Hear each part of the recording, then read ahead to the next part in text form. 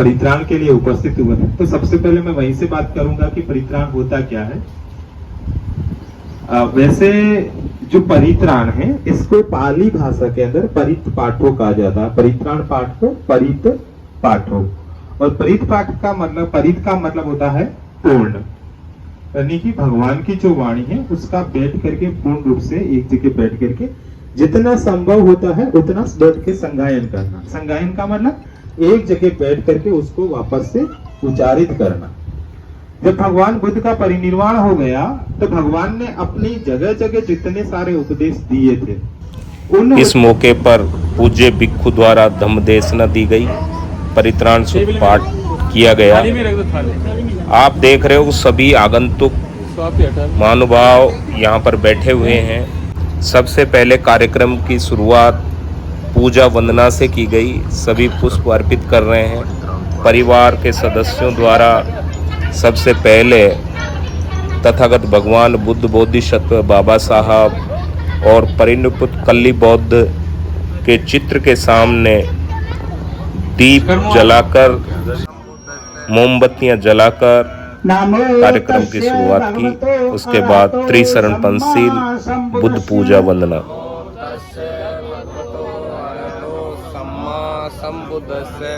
बुद्धं शरणं गच्छामि, धम्मं शरणं अन्नो भगवतो सावक संगो, सामीची पटिपन्नो भगवतो सावक संगो, यदिदं चत्तारि पुरुषयुगानि अट्ठपुरेश पुग्गला, एष भगवतो सावक संगो, आहुनैयो पाहुनैयो दक्षिणैयो अंजलि करनियो अनंतरं कोई। दयामय करुणामय बन जाता है और पूरा परिवार ऐसे रो रहा होता है, पिट रहा होता है, तो कोई भी पास में खड़ा व्यक्ति भी देख करके बहुत ही दुखी हो जाता है। यानी कि आसपास का पूरा माहौल है वो दुखमय हो जाता है, भावुक हो जाता है। ऐसे में पूरा परिवार शोक संतृप्त होता है। तो उनकी शांति के लिए, न कि जो हमारे बीच में व्यक्ति गया है उनकी शांति के लिए नहीं, उनकी कोई आत्मा की शांति के लिए परित्राण पाठ नहीं किया जाता, बल्कि जो पीछे लोग रहे हैं, जो दुखी हो रहे हैं इस बात पे, क्योंकि हम लोग आम लोग हैं, तो आम लोग हम मोह लोभ माया इस तरीके से जंजाल में डूबे हुए लोग होते हैं। कहीं न कहीं हमारे अंदर राग द्वेष होता है, तो उसमें पढ़ करके हम दुखी होते जाते हैं। तो ऐसे में कोई आकर के हमारे बीच में भगवान बुद्ध का दिया हुआ उपदेश दे कि ये पूरा का पूरा जो संसार है, ये पूरा का पूरा संसार है वो अनित्य है, वो हमेशा बने रहने वाला नहीं है। जो इस संसार के अंदर सजीव और निर्जीव प्राणी है, जड़ और चेतन प्राणी है, उन सबका एक न एक दिन है वो अंत होना निश्चित है। कोई पहले जाएगा, कोई बाद में जाएगा। आप अपने चारों ओर बड़े बड़े पहाड़ देख रहे हैं ना, इनका भी अंत हो जाएगा देखते ही देखते। तो पूरा संसार है वो नश्वर है और अनित्य है, हमेशा बना रहने वाला नहीं है। तो ऐसे में हम आकर के आपको भगवान बुद्ध के द्वारा जो उपदेश दिए गए हैं उन उपदेशों का संगायन करते हैं, बैठ करके वाचन करते हैं, ताकि आपको मन को शांति मिल सके। अब हमारे जब हम सम्यक संबद्ध है, हमेशा सही रास्ते पर चलने वाले, सही बात बताने वाले, सम्यक संबद्ध, सम्मा संबुद्धो विद्याचरण संपन्नो, विद्या और आचरण में परिपूर्ण, जो भी अच्छी बात है उन्होंने अपने शरीर में धारण कर ली है और उसी के अनुसार उनका आचरण है। विद्याचरण संपन्नो सुगतो लोकविदु, सुगतो मतलब जिन्होंने सुगति प्राप्त कर ली है, उनके कोई बुरे कर्म नहीं बचे, सारे ही अच्छे हैं। सुगतो लोकविदु, इस लोक को जान लिया है, किसका अच्छा बुरा भला किसमें छिपा हुआ है उसको जान लिया है। सुगतो लोक विदु सत्ता देव मनुष्यानंग बुद्धो भगवती। सभी देव पुरुष और मनुष्य, चाहे वो अच्छा व्यक्ति है या बुरा व्यक्ति है, उन सबके सारथी है, उनको सबको रास्ता दिखाने वाले हैं। इसलिए मैं ये संकल्प लेकर के आपके ये 9 गुणों को धारण करना चाहता हूं, आपके जैसा बनना चाहता हूं। इसलिए हम उनके समक्ष बैठ करके संकल्प लेते हैं। धम्म के 6 गुण और वापस उनका जो संघ है, जो हम लोग बैठे हुए हैं, भिक्षु संघ, भिक्षुणी संघ, उपासक संघ, उपासिका संघ, ये 4 संघ, उन संघ के 9 गुण बताए गए हैं कि 9 गुण क्या होने चाहिए। बहुत लंबा हो जाएगा, इसका एक्सप्लेन करने जाऊंगा। तो हम इसलिए उनके साथ बैठ करके ये संकल्प लिए कि मैंने 5 सील जीवन भर नहीं तोड़ूंगा, और जब तक मैं आपके जैसे गुणों को धारण नहीं कर लेता, आपके जैसे सोचना नहीं शुरू कर देता, आपके जैसे रास्ता बताना शुरू नहीं कर देता। अभी इसके बाद में मैंने बुद्ध के 2 सूत्रों को लिया, जिसमें मैंने लिया है, और एक मैंने रतन सूत्र पढ़ा था। तो महामंगल सूत्र के अंदर इसमें ऐसा बताया गया कि श्रावस्ती का जो जेतवन विहार है, जिसे अनाथ पिंडक ने बनाया था, वहां भगवान एक बार बैठे हुए थे। तो कुछ लोग उनके पास में आए और उनसे पूछा गया कि भगवान, संसार के अंदर बहुत सारे ऐसे लोग हुए हैं जो लोगों के कल्याण की बात करते हैं कि भाई इस रास्ते पर चलेंगे तो लोगों का कल्याण हो जाएगा, भला हो जाएगा। तो आप क्या सोचते हैं इसके बारे में? जैसे हम लोग भी कहीं चर्चा कर रहे होते हैं, तो कोई मुद्दा होता है तो पहले हम रख लेते हैं कि भाई ये अभी मुद्दा चल रहा है, आप इसके बारे में आपका विचार क्या है। तो भगवान के सामने ये बात रखी कि लोगों का कल्याण कैसे होगा, भला कैसे होगा। हम भले के लिए चाहते हैं ना, कई देवी देवता के, कई भैरू जी के, माता जी के धूप लगाने के लिए, कई स्वामणी करने के लिए। तो उन्होंने उनसे पूछा गया कि ये लोग ऐसे घूमते हैं, कोई स्वामणी करने जाता है, कोई पूजा पाठ करता है, कोई यज्ञ हवन करता है, तो कोई कठोर तपस्या करता है। आपका क्या मानना है भगवान? इस ऐसे 38 कर्म यदि कोई मनुष्य अपने जीवन में करता है तो हमेशा उसका भला होता है, उसको किसी की शरण में जाने की जरूरत नहीं पड़ती। कौन सी ऐसी 38 बातें? उन्होंने कहा, असेवना च बालानंग पंडिता च सेवना। अयोग्य लोगों की सेवा नहीं करनी, अयोग्य लोगों के साथ में, खराब लोगों के साथ में, दूसरे लोगों के साथ में उठना बैठना नहीं। पंडिता न च सेवना, ज्ञानी लोग, पंडित मतलब कोई पंडित नहीं, पूजा पाठ करने वाला व्यक्ति नहीं, ज्ञानी लोग, जो समझदार लोग हैं, उनके साथ में बैठना।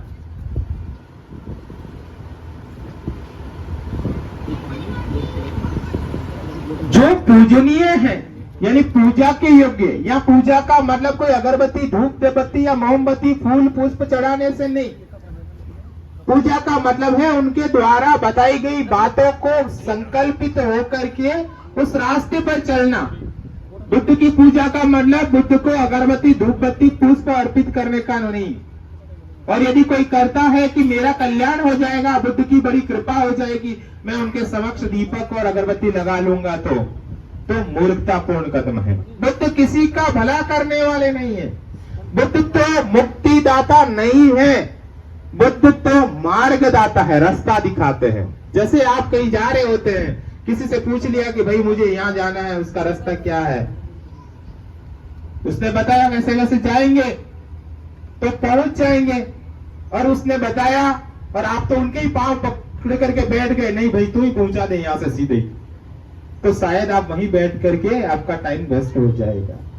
तो बुद्ध के समक्ष भी वैसे ही आते हैं, उनके समक्ष बैठ करके पूजा पाठ वंदना करने से काम नहीं होगा, उनके द्वारा बताई गई बातों पर चलना होगा, तो ही हमारा कल्याण होगा। तो जो इनकी बातों का अनुसरण करने योग्य, उनका अनुसरण करना, उपयुक्त स्थानों में निवास करना, अपने पुण्य कर्मों को संचित करना और अपने आप को अच्छे मार्ग पर लगाना, अच्छे स्थान पर। जहां खराब अपना पड़ोसी, मोहल्ला, गली हो, वहां पर नहीं बैठ रहना, वहां से छोड़ करके अच्छे लोग जहां रहते हो, जो अच्छे लोगों की संगति मिले, वहां जाकर के निवास करना होता। और हमेशा सावधानी पूर्वक जो हमारे अंदर अकुशल कर्म है उनको बाहर निकालना, और जो कुशल कर्म है उनका संचय करना, और अपने आप को हमेशा इसी मार्ग पर बनाए रखना। अच्छे कर्म करना, अच्छे कर्मों का संचय करना और हमेशा उस पर कायम रहना। ऐसा करने से व्यक्ति का भला होता है, कल्याण होता है।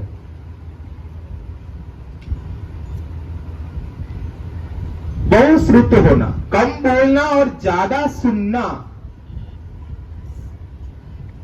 शिल्प कलाओं के अंदर विशेषज्ञ होना, कोई न कोई हुनर हमें आना चाहिए और हमेशा उन हुनर को सीखने का प्रयास करना चाहिए।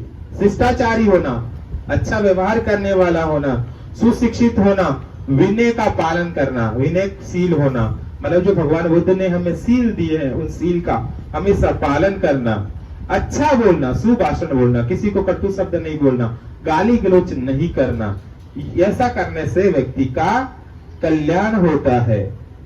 माता पिता की सेवा करना, पुत्र स्त्री जो हमारे बच्चे हैं, पत्नी हैं, उनका पालन पोषण करना और हमेशा निष्पाप होकर के व्यवसाय करना। जो भी हम व्यवसाय कर रहे हैं ईमानदारी के साथ में उस व्यवसाय को आगे बढ़ाना। ऐसा करने से व्यक्ति का कल्याण होता है। दान देना, धर्म का आचरण करना, जो बुद्ध की वाणी के अनुसार जो आचरण बनाया हुआ है उन सबको आगे बढ़ाने के लिए अपने जो कमाई है उस कमाई में से कुछ दान करना और उस धर्म के अनुसार जो हमें आचरण बताया जाता है उसके अनुसार हमें आचरण करना। हमारे बंधु बांधव है उनका आदर सत्कार करना। यदि कोई मिलने जुलने वाला घर पे आता है तो मुंह चढ़ा के नहीं बैठना, उनको हंस करके बात करना, आदर सत्कार करना और निर्दोष कार्य करना। जिसमें कोई दोष लग रहा हो ऐसा कोई काम नहीं करना। ऐसा करने से व्यक्ति का कल्याण होता है। मन, शरीर और वचन से पाप को त्यागना, जो सील है हमेशा सील पर डटे रहना। शराब नहीं पीना, किसी भी प्रकार का नशा नहीं करना, धार्मिक कार्यों में हमेशा तत्पर रहना। जहां बुद्ध की वाणी की बात हो, बुद्ध के धम्म की बात हो, उनके संग की बात हो, उसमें उसका निहितार्थ छिपा हुआ हो तो हमेशा हम वहां जाकर के उसमें तन मन धन से सहयोग करें। ऐसा करने से हमारा मंगल होता है। अपने आप पर हमेशा गर्व करना, मैं जैसा भी हूं हमेशा मैं अच्छे बनने का प्रयास कर रहा हूं, इस बात पर हमें गर्वित होना चाहिए। नम्र रहना, हमेशा संतुष्ट रहना। जितना जो कुछ भी हमारे पास में है, जो नहीं है उसको प्राप्त करने के लिए प्रयास करने चाहिए, लेकिन हाय रोना नहीं करना। नहीं है तो नहीं है, इस बात को स्वीकार करना, संतुष्ट रहना। कृतज्ञ होना, यदि हमारा कोई एक काम निकालता है तो हमें उसके प्रति हमेशा कृतज्ञता का भाव रखना चाहिए। उचित समय पर धम्म का श्रवण करना, जैसे भिक्षु लोग आते हो या कोई अच्छे उपासक धम्म का कोई प्रोग्राम होता हो तो वहां जाकर के बुद्ध की वाणी का श्रवण करना। समाशील होना, हमेशा क्षमा करने वाला बनना चाहिए। आज्ञाकारी होना, समणों के दर्शन करना, जो समण संघ के सदस्य है चाहे उपासक है उपासिका है उनसे मिलना और समय समय पर उनसे धम्म से संबंधित चर्चा करना। ऐसा करने से व्यक्ति का कल्याण होता है। तप, ब्रह्मचर्य का पालन, आर्य सत्य और निर्वाण से साक्षात्कार करने का प्रयास करना, यानी कि जो भगवान बुद्ध ने मुक्ति का मार्ग बताया है, दुख का कारण, दुख का निवारण और निवारण का उपाय जो बताया है, यानी कि जो आर्य अष्टांगिक मार्ग है उस आर्य अष्टांगिक मार्ग पर चलना। ऐसा करने से व्यक्ति का मंगल होता है। बुद्ध ने 8 लोक धर्म बताए हैं और उस 8 लोक धर्म के अंदर हमेशा एक जैसा बने रहना। सुख, दुख, यश, अपयश, लाभ, हानि, इस तरीके के जो 8 लोक धर्म है उसमें हमेशा विचलित नहीं होना है, उसमें हमेशा एक जैसा बर्ताव करना है। कोई भी घटना हो जाए तो उसमें हमें अशोक रहना है, शोक संतृप्त नहीं होना, दुखी नहीं होना है और हमेशा निर्भय रहना, डरना नहीं किसी से। और जो व्यक्ति ने अपने दिमाग से डर निकाल देता है उसका हमेशा कल्याण होता है। इस प्रकार ये जो 38 बातें हैं, कोई इन 38 बातों का पालन करता है, उसके अनुसार अपना आचरण करता है तो उसका हमेशा मंगल ही मंगल होता है। अब ये सारी बातें के लिए पहले श्वास पर ध्यान दें। तो 2 मिनट बैठ करके आप लोग आंखें बंद करके केवल अपनी श्वास को देखें।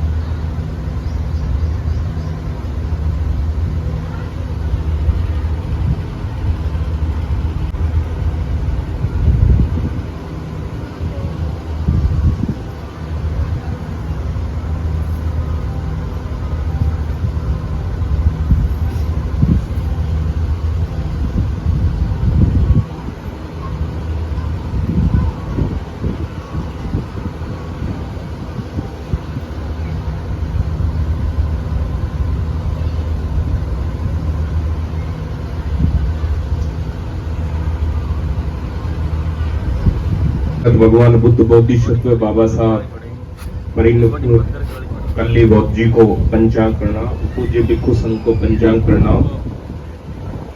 हमारे आज यहाँ आप देख रहे हो, हम परित्राण पाठ के अवसर पर इकट्ठे हुए हैं। हर धर्म हर पंथ के अलग अलग परंपराएं होती हैं, अलग अलग संस्कार होते हैं। यहाँ ज्यादातर माता बहने परिवार वाले के अलावा ऐसे भी हैं जो नए हैं, ये ऐसा संस्कार शायद नहीं देखा होगा। हर जैसे जिस धर्म को ज्यादातर हमारे लोग मानते आए हैं, वहां देखते हैं कि भाई कैसे संस्कार होता है। एक दिन होता है, निश्चित होता है, और कहीं लोग जाते हैं और एक जल की पूजा करके आ जाते हैं, क्योंकि ये शरीर है, मानव शरीर है, जो चार जो धातुओं का बना हुआ है। ये ज्यादातर चारों जो महाभूत हैं, जल, पृथ्वी, वायु और अग्नि, इन चारों तत्व जब आदमी अपने इस संसार को छोड़ता है तो ये चारों तत्व अपने मूल जो तत्व है उसमें मिल जाता है। जो हमारे बॉडी है, शरीर है, उसका जो पृथ्वी तत्व है वो पृथ्वी में मिल जाता है। जो एनर्जी है जिसको हम अग्नि तत्व बोलते हैं वो अग्नि में मिल जाता है। जो हमारा वायु है वायु में मिल जाता है, पानी है पानी में मिल जाता है। तो ये चारों तत्व अपने अपने मूल भूत तत्वों में विलीन हो जाते हैं, और यही परित्राण है। मतलब एक तरह से आदमी का जो निर्वाण हुआ है, तो निर्वाण के बाद उसके सारा चारों तत्व अपने अपने मूल स्थान पर ग्रहण कर लिया है। अब कुछ बचता नहीं है, लेकिन कुछ चालाक लोग अपने अपने, हम यहाँ पर उनका नाम लेना नहीं चाहेंगे, लेकिन उसी को अपना धंधा बना लेते हैं, अपना बिजनेस बना लेते हैं। एक जल तत्व की पूजा करने के चक्कर में ही हमको बर्बाद कर देते हैं, और हम खुश होते हैं केवल एक जल तत्व लिया और उसकी पूजा करवा दी। लेकिन यहाँ आप देख रहे हो जो चारों तत्व की बात की है, भिक्षु संघ ने जो देशना दी है अपने, ये चारों तत्व किस तरह अपने मूल तत्वों में मिल जाते हैं और कुछ नहीं बचता है। तो यही इस दुनिया का सत्य है, और इस सत्य को जान करके भी हम अनजान बने रहते हैं। तो हमें इन चीजों को जान करके ये जो अंधविश्वास, पाखंड, झूठ, फरेब जो चालू हुआ है और लोगों का ये बिजनेस चालू हुआ है, उसको हमें छोड़ना है, निकल जाना चाहिए। हमारे जो साथी निकल चुके हैं, हमारी शुद्ध परंपरा थी, जैसे अभी बनते जी बता रहे थे, हमारा धम्म था, हम धम्म को मानने वाले लोग थे। अब उसको कुछ चालाक लोगों ने एक धर्म के रूप में परिणित कर दिया और हमको अंधविश्वास पाखंडों में बांट दिया। तो हम जो ये बटे अलग अलग, जैसे अभी जिक्र आया समण परंपरा का, हम लोग समण थे। जितनी भी गाथा है, बुद्धा एंड धम्मा, यहाँ पुस्तक रखी हुई, इसमें लिखा गया है कि हम समण लोग थे, यहाँ बमन लोग आए और बमनों ने अपनी व्यवस्था बनाई। हमारी जो संस्कार थे, हमारी जो संस्कृति थी, उस पे कब्जा किया। उनकी कोई संस्कृति नहीं थी, लेकिन उन्होंने कब्जा हमारी संस्कृति पे करके और नाम अपना दे दिया, उस पे लेवल अपना लगा दिया और मालिक खुद बन बैठे। जबकि जो समण परंपरा थी इस देश में, आज चाहे वो कहीं भी आज देखें, जो जिनको हम कहते हैं मूल निवासी कहते हैं, जिनको SC ST OBC माइनॉरिटी में जो बटा हुआ है, ये पूरे समण लोग थे। जैसे नालंदा तक्षशिला विश्वविद्यालय हमारे तो थे, तो वह बड़े बड़े जो प्रोफेसर थे। तो बुद्धिज्म क्या है, पूरा साइंस है। जैसे आइंस्टीन ने कहा कि मेरा कुछ नहीं है, मैंने जो ये थ्योरी ली है, जो मैंने खोज की है, वो मैंने बुद्ध से लिया है। बुद्ध तथागत बुद्ध के सिद्धांतों से मैंने लिया है। तो इतने बड़े बड़े वैज्ञानिक बुद्ध को मानते हैं, और बुद्ध से लेकर जो इतने वर्ष पहले, ईसा से 563 ईसा पूर्व जो व्यक्ति पैदा हुआ, और जिसने आज का जो विज्ञान है, आधुनिक जो विज्ञान है, वो वैज्ञानिक ये कहते हैं कि हम बुद्ध से सीखा है, हमने बुद्ध से सीखा है। और हमारे लोग भूल गए, जो हम बुद्ध के वारिस थे, जो हम इस परंपरा को मानते हैं, हम तो हमारी संस्कृति को भूल गए, हमारे सिद्धांतों को भूल गए, और पूरी दुनिया आज पूरे संसार में लगभग 48 देश ऐसे हैं जो तथागत बुद्ध को अपना पूरा ये मानते कि हम बुद्ध को मानने वाले हैं। उनका राष्ट्रीय धर्म बौद्ध है, बौद्ध सिद्धांत पर चलते हैं और वो देश दुनिया पर राज कर रहे हैं। टेक्नोलॉजी ले लो, सारे सिद्धांतों पर ले लो, वो पूरे संसार को चलाने वाले लोग हैं, आर्थिक रूप से संपन्न लोग हैं। और जहां से बुद्ध पैदा हुआ, जहां से दुनिया में गया, वो भीख का कटोरा लेके घूम रहे हैं। अब हमको कोई और देश दान दे दे, कुछ दे दे, हमारी यहाँ टेक्नोलॉजी बढ़ा दे, हमारा रेल बढ़ जाए, हवाई जहाज बढ़ जाए, हमारे यहाँ की विज्ञान बढ़ जाए, तो बुद्ध को मानने वाले थे जो बुद्ध जहां पैदा हुआ वहां के लोगों ने छोड़ दिया और जिन्होंने अपना लिया वो तरक्की कर गए। आज भी जो हमारा समाज है, मूल रूप से हम जिनकी बात कर रहे हैं, वो आज केवल जो दुखी है, पीड़ित है, गरीब है, लाचार है, वो इसी कारण से उन्होंने बुद्ध के सिद्धांत को छोड़ करके जो पराये लोग थे, जिन्होंने झूठ, अंधविश्वास, पाखंड, फरेब फैला करके इनको लूटा, इनको कमजोर किया और इनको गरीब बना दिया। तो हमें अगर वास्तव में हमारी संस्कृति को पहचानना है तो हमारी जो समण परंपरा है, ये जो संस्कार अभी बनते जिनका ध्यान कराया, जो तो हमारा ध्यान तो बदल दिया उन्होंने भक्ति में। अब ध्यान से तो आदमी बुद्धिमान बनेगा, विज्ञान की ओर जाएगा, लेकिन भक्ति से वो कमजोर बनेगा, पाखंड की ओर बढ़ेगा। यहाँ वास्तविक आइकॉन तथागत बुद्ध पैदा हुए, बाबा साहब पैदा हुए, हमारी परिनिष्ठ कल्ली बौद्ध पैदा हुई, उनका इतिहास है, उनको जानने वाले लोग हैं। लेकिन हम जो वास्तविक आइकॉन है उनको भूल करके जो काल्पनिक है, जो कहीं है ही नहीं, जिनका कोई अस्तित्व नहीं है, उनको मानने लग गए। अब वास्तविक चीज को मानने में फायदा है कि काल्पनिक चीज को? तो काल्पनिक चीज को मानेंगे तो काल्पनिक परिणाम आएंगे। तो हमने वास्तविक आइकॉन को माना, हमने यहाँ पर ध्यान को माना, और अब हम अभी सभी साथी खड़े होंगे, हमारे संविधान जो कॉन्स्टिट्यूशन है उसकी शपथ लेंगे। तो ध्यान, संविधान और वास्तविक आइकॉन, ये हमारे संस्कृति को हमें अपनाना है और इसी संस्कृति को अपना करके हमें आगे बढ़ना है। मैं इतना ही कहकर अपना स्थान लूंगा, तो सभी खड़े हो जाएंगे और संविधान की शपथ लेंगे।